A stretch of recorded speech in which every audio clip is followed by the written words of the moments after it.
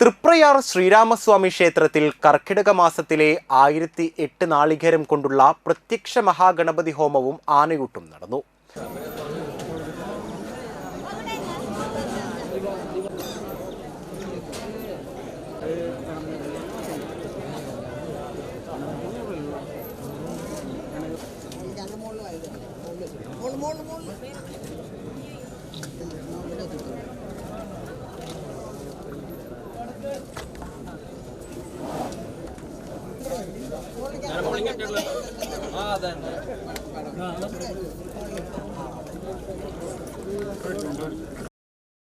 മഹാഗണപതി ഹോമത്തിന് തന്ത്രി തരണനെല്ലൂർ പത്മനാഭൻ നമ്പൂതിരിപ്പാട് മുഖ്യ കാർമ്മികത്വം വഹിച്ചു.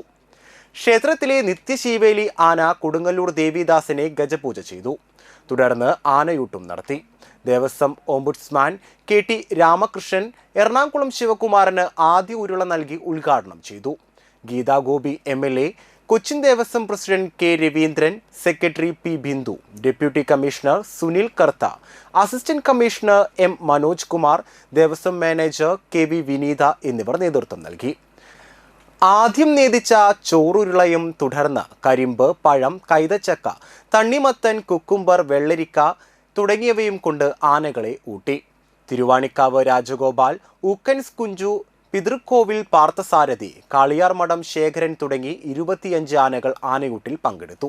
ഭക്തജനങ്ങളുടെ വൻ തിരക്കാണ് അനുഭവപ്പെട്ടത്. ഈ വർഷത്തെ നാലമ്പല ദർശനം തൃപ്രയാറിൽ നിന്ന് തുടങ്ങി കൂടൽമാണിക്കും വായമ്പലും മുഴിക്കുളും ഒക്കെ നല്ല ജനത്തിരക്കാണ്. ഭക്തജനങ്ങളുടെ നിർലോഭമായിട്ടുള്ള നിർഗളമായ ഒഴുക്കാണ് നാലമ്പല ദർശനത്തിന് അനുഭവപ്പെടുന്നത്. ഭക്തജനങ്ങൾക്ക് ആവശ്യമായിട്ടുള്ള എല്ലാ സൗകര്യങ്ങളും ദേവസ്വം ബോർഡ് ഒരുക്കിയിട്ടുണ്ട്. അവർക്ക് അന്നദാനം കൊടുക്കുന്നതിനും അതുപോലെ തന്നെ ചുക്കുവെള്ളവും ചുക്കാപ്പിയും കൊടുക്കുന്നതിനും പിന്നെ വരി നിന്ന് ദർശനം നടത്തുന്നതിനുള്ള എല്ലാ സൗകര്യങ്ങളും ദേവസ്വം ബോർഡിൻ്റെ ഭാഗത്തു നിന്ന് മുൻകാലങ്ങളേക്കാൾ അധികരിച്ച രീതിയിൽ തന്നെ നടത്താൻ കഴിഞ്ഞിട്ടുണ്ട്.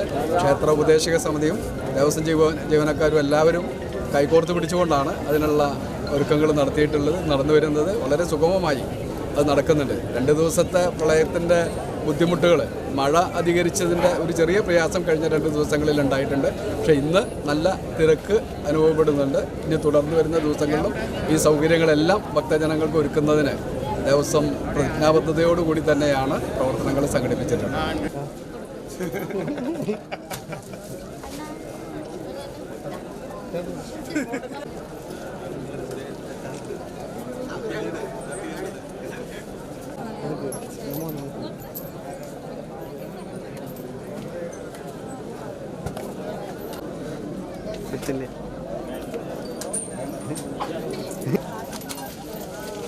മതി